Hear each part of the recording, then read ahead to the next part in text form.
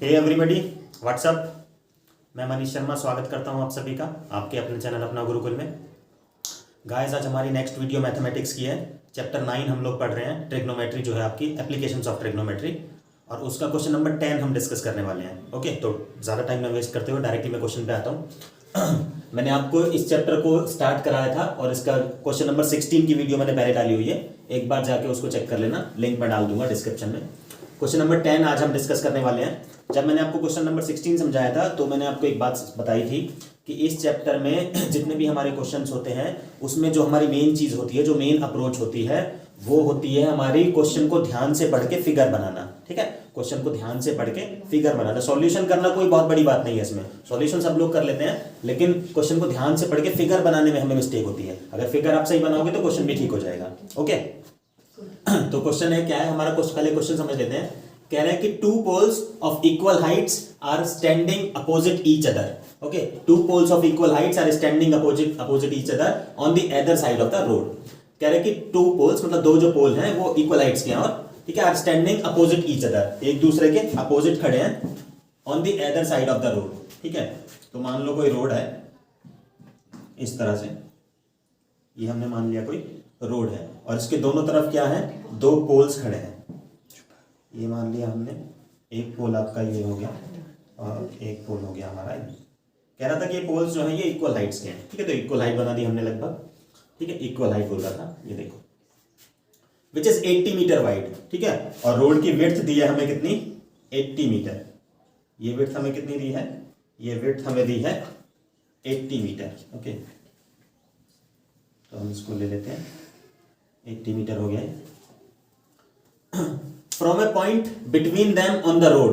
ठीक है, उनके बीच में मान लो कोई पॉइंट है, from A point between them on the road, the angle of elevation. Elevation का मतलब एलिवेशन बोल रहा है। ठीक है, एंगल ऑफ एलिवेशन। एलिवेशन का मतलब क्या होगा, एलिवेशन का मतलब होगा कि नीचे से हम ऊपर की तरफ देखेंगे। ठीक है, नीचे खड़े होके हम ऊपर की तरफ देखेंगे, यहां से यहां देखेंगे और यहां से फिर यहां भी देखेंगे। Angle of elevation of the top of the poles. ठीक है, पोल्स के टॉप का, ये वाला टॉप और ये वाला top, are 60 degree and 30 degree respectively. एक तरफ है हमारा 60 डिग्री और एक तरफ है हमारा 30 डिग्री। ओके, तो बना लेते हैं इसको।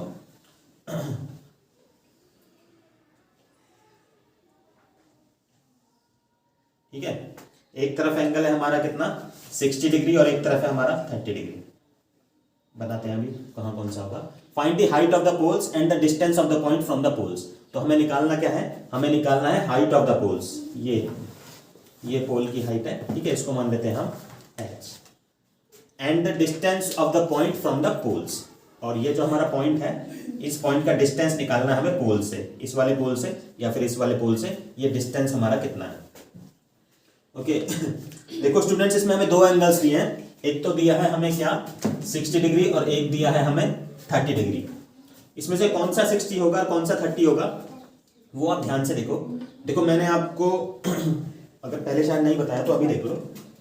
जैसे हमारी सीधी लाइन होती है, जो भी ये हमारी कोई लाइन है और इसके ऊपर एक लाइन है इस तरह से, तो ये जो एंगल होगा ये कितना होता है हमारा, ये होता है हमारा 90 डिग्री का राइट एंगल, सबको पता है। इसमें हम थोड़ा सा अगर इधर मूव करेंगे तो एंगल थोड़ा सा छोटा हो जाएगा, मान लो 80 डिग्री हो गया, और थोड़ा मूव करेंगे तो 70 डिग्री हो गया, और थोड़ा मूव करेंगे तो 60 डिग्री हो गया, फिर हमारा 50 हो जाएगा, 40, 30, इस तरह से हम चलते रहेंगे। ठीक है, शॉर्ट में कहने का मतलब ये है कि जितना हम दूर जाते चले जाते हैं उतना हमारा एंगल क्या होता जाता है, छोटा होता जाता है, और जितने पास हम होते हैं एंगल हमारा उतना बड़ा होता है। ठीक है, जितनी पास हम होंगे एंगल हमारा बड़ा होगा, जितनी दूर हम जाते चले जाएंगे एंगल हमारा छोटा होता जाएगा। तो यही लॉजिक आपको यहां भी लगाना है। देखो ये वाला पॉइंट थोड़ा सा मैंने दूर बनाया है, ये पॉइंट सेंटर में, हमें नहीं कहा था कि सेंटर में है कहीं, तो हमने कहीं भी ले लिया था। ठीक है, ये वाला पॉइंट मैंने थोड़ा सा दूर बनाया। अगर पॉइंट दूर है तो एंगल छोटा होगा, छोटा मतलब 30 डिग्री। ठीक है, और ये वाला पॉइंट पास है तो एंगल हमारा बड़ा होगा, मतलब कि 60 डिग्री। ये लॉजिक आपको हर क्वेश्चन में बनाना है, लगाना है, मतलब डायग्राम बनाते वक्त। अगर कहीं पे आप कंफ्यूज हो जाते हैं कि ये वाला एंगल लूं या वो वाला लूं, तो आप ये लॉजिक लगा सकते हो कि अगर पास है कोई चीज तो बड़ा वाला एंगल लेना, और दूर है तो छोटा वाला एंगल लेना। ठीक है, ये लॉजिक बहुत इंपॉर्टेंट लॉजिक है। ओके, तो ये हमारा फिगर हो गया। इसमें नाम डाल लेते हैं कुछ। ठीक है, इस पॉइंट को ले लेते हैं हम ए, इसको ले लेते हैं हम बी, इसको ले लेते हैं हम C, इसको ले लेते हैं हम D और इसको ले लेते हैं चलो E। ओके, हमें निकालना क्या क्या है, एक तो हमें ये हाइट h फाइंड करनी है और हमें इस पॉइंट का डिस्टेंस निकालना है। तो ये वाला डिस्टेंस हम एज्यूम कर लेते हैं, ये वाला डिस्टेंस हम एज्यूम कर लेते हैं x, ठीक है। इसको कितना मान लेते हैं हम, x एज्यूम कर लेते हैं इसको, ये वाला डिस्टेंस हम एज्यूम कर लेते हैं कितना, x मान लेते हैं इसको। तो ये हो गया हमारा क्या, x, ठीक है। अगर ये हमारा x हो गया, देखो टोटल हमें दिया था, टोटल हमें कितना दिया है 80, ठीक है। टोटल हमें कितना दिया है 80 दिया है और ये कितना है हमारा x है, ठीक है। तो बाकी बचा हुआ कितना होगा, देखो हमें पता है कि टोटल हमारा कितना है, टोटल है हमारा 80, ठीक है। और इतना बोल रहा है कि इतना हमारा x है, मान लो इतना हमें बोल रहा होता कि इतना 30 है, इतना कितना है हमारा 30 है, तो बाकी कितना बचा, बाकी बचा 80 में से 30 गया कितना बचेगा 50 गए, ठीक है।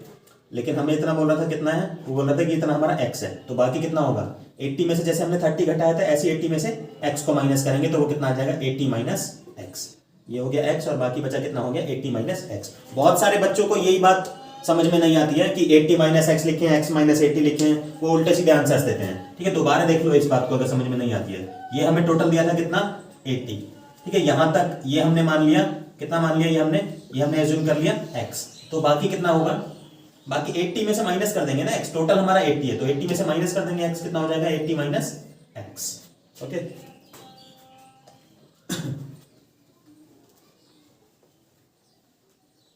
आगे देखते हैं कैसे सॉल्व होगा ये। मैंने आपको बताया था 70-80% में हमारा क्या लगता है, tan थीटा लगता है।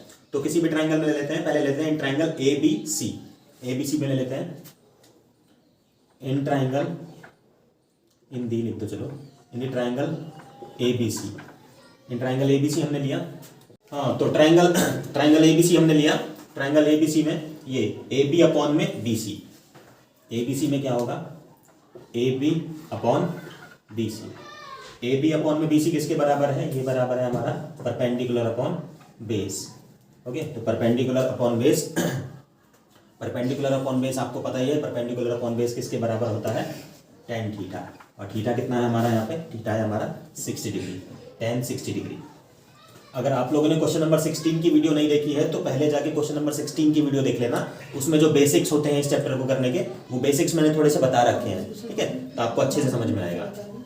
तो परपेंडिकुलर अपॉन बेस क्या हो गया tan 60 की वैल्यू कितनी होती है √3, tan 60 की वैल्यू कितनी होती है हमारी √3, ओके। परपेंडिकुलर अपॉन बेस, ये परपेंडिकुलर देखो, ये परपेंडिकुलर है AB और ये हमने कितना माना है, इसको हमने h माना, ये दोनों इक्वल है ना, इक्वल पोल्स हैं, ये h है तो ये भी क्या होगा आपका सेम, ये हाइट भी हमारी h होगी, ये हाइट कितनी है हमारी h। तो परपेंडिकुलर की जगह क्या लिख सकते हैं यहाँ पे h लिख सकते हैं हम, अपॉन में बेस, ये बेस कितना है देखो, इसको कितना एज्यूम किया था हमने x, तो कितना हो जाएगा x, तो h upon x equal to कितना हो जाएगा √3। तो यहाँ से हम लिख सकते हैं h इजिकल टू, ये x इधर जाके मल्टीप्लाई हो गया, h equal to x √3, okay. ये हो गई हमारी equation number 1, h equal to x √3, equation number 1 हो गई है। आगे देखते हैं, आगे देखो, अब दूसरे ट्राइंगल में ले लेते हैं, in triangle EDC, in triangle EDC ले लेते हैं, EDC, इसमें वही ED upon DC, ED upon में DC, ये भी क्या हो जाएगा perpendicular upon base equal to tan theta, कितना tan थीटा है हमारा 30 डिग्री, तो कितना हो जाएगा tan 30 degree, tan 30 degree value कितनी होती है हमारी 1/√3, कितनी होती है वैल्यू 1/√3, तो ये हो गया हमारा 1/√3। परपेंडिकुलर क्या है हमारा ED, और ED को क्या हमने एज्यूम कर रखा है, ED है हमारा हाइट h के बराबर, h अपॉन में इसमें बेस, ये CD, ये कितना होगा हमारा, मैंने आपको अभी समझाया था, ये कितना बचेगा, टोटल हमारा 80 था, ये हमारा x है, तो ये कितना बचेगा हमारा 80 माइनस x, ओके।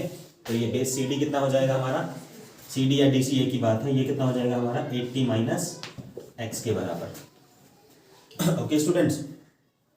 रीअरेंज कर लेते हैं, √3 इस तरफ चला जाएगा तो कितना हो जाएगा h√3 is equal to 80 minus x इधर चला जाएगा, is equal to 80 minus x, h√3 किसके बराबर आ गया 80 माइनस x के बराबर आ गया, यहाँ से देखो h की वैल्यू, इसको हम चाहो तो आप इक्वेशन नंबर सेकंड मान लेते हैं, हम इसे क्या मान लेंगे हम, इक्वेशन नंबर सेकंड।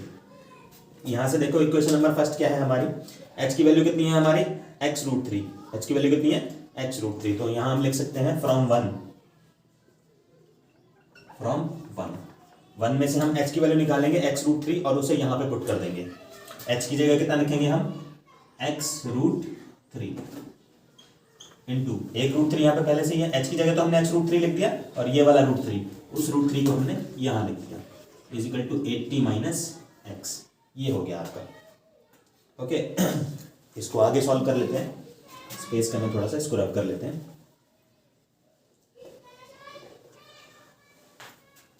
हमारा कितना आ गया, x√3 into √3 equal to 80 minus x। ये भी हटा देता हूँ मैं इक्वेशन नंबर 1। तो ये देखो x√3 इंटू √3 इंटू √3 कितना हो जाएगा हमारा 3, √3 इंटू √3 को मल्टीप्लाई करेंगे तो कितना आ जाएगा 3, और x हमारा ऐसे रहेगा 3x equal to 80 minus x। ये माइनस x इधर अगर इसे शिफ्ट करेंगे तो माइनस का प्लस हो जाएगा, तो 3x प्लस में x equal to 80, 3x plus में x कितना हो जाएगा 4x इजिकल टू 80, और x की वैल्यू कितनी आ जाएगी 80 डिवाइडेड में 4। कैंसिल करेंगे 20 पे कैंसिल हो जाएगा, मतलब x की वैल्यू कितनी आ जाएगी हमारी 20। ओके, x हमें निकालना था, इस x की वैल्यू कितनी आ गई हमारी 20 मीटर। ठीक है, मीटर सेंटीमीटर किलोमीटर जो भी है उसे लिख लेना। x की वैल्यू हमारी 20 आ गई, तो एक तरफ से, ठीक है, इस तरफ से हमारा डिस्टेंस कितना होगा, x कितना हो जाएगा हमारा 20, और ये 80 माइनस एक्स कितना होगा, 80 माइनस एक्स अगर आप निकालो 80 माइनस एक्स कितना हो जाएगा, 80 माइनस एक्स कितना है 20, तो 80 में से 20 का तो कितना आ जाएगा ये 60 मीटर। इसका मतलब ये है कि हमारा ये जो पॉइंट है, एक साइड से तो ये 20 मीटर है और दूसरी साइड से कितना, ये दूसरी साइड से ये 60 मीटर है। ओके, हमारा पॉइंट एक साइड से 20 मीटर है और दूसरी साइड से 60 मीटर है। इसके साथ साथ हमें हाइट में निकालनी थी, ये हाइट h, देखो h हमारी इक्वेशन नंबर 1 क्या थी, इक्वेशन नंबर 1 थी आपकी, रब कर दिए मैंने, यहाँ लिख देता हूँ मैं, इक्वेशन नंबर 1 थी हमारी h इजिकल टू x√3। ठीक है, इक्वेशन नंबर 1 थी हमारी h इजिकल टू x√3, तो वहां से हम h की वैल्यू निकाल सकते हैं। h इजिकल टू कितना हो जाएगा, x की वैल्यू कितनी है 20, h इजिकल टू कितना हो जाएगा 20√3। तो ये जो हाइट है हमारी, ये हाइट h कितनी आ गई, ये आ गई है हमारी 20√3। Okay, 20√3। So this is our required answer. Height हो गया हमारा 20√3 और x हो गया हमारा 20। एक साइड से ये आपका डिस्टेंस 20 मीटर और दूसरी साइड से हो गया ये 60 मीटर। तो ये हमारा क्वेश्चन हो गया, क्वेश्चन नंबर 10। ठीक है, इस क्वेश्चन में भी क्या था हमारा, मैंने आपको पहले बताया कि इन क्वेश्चंस में हमारा फिगर जो बनाना होता है वो सबसे ज़्यादा मेन होता है। अगर हम फिगर ठीक से बना लेते हैं, अगर हमारा फिगर ठीक से बन गया है तो सॉल्व करना कुछ भी नहीं है। सॉल्व करने के जो कुछ बेसिक्स थे, या जो उसमें मैंने आपको बताया कि 70-80% क्वेश्चंस में क्या होता है, tan थीटा लगता है। ओके, tan थीटा की 30 डिग्री की क्या वैल्यू होती है, 45 की क्या वैल्यू होती है, 60 डिग्री की क्या वैल्यू होती है, एंगल ऑफ एलिवेशन क्या होता है, एंगल ऑफ डिप्रेशन क्या होता है, ये सब चीज़ें मैंने लास्ट वीडियो में आपको बेसिक्स बताए थे। क्वेश्चन नंबर 16 की जो वीडियो है उसमें मैंने ये सब बेसिक्स बता रखे हैं। अगर आपने जाके नहीं देखी है तो एक बार जाके उसको देख लेना, आपको सब कुछ एज इट इज समझ में आ जाएगा। ओके।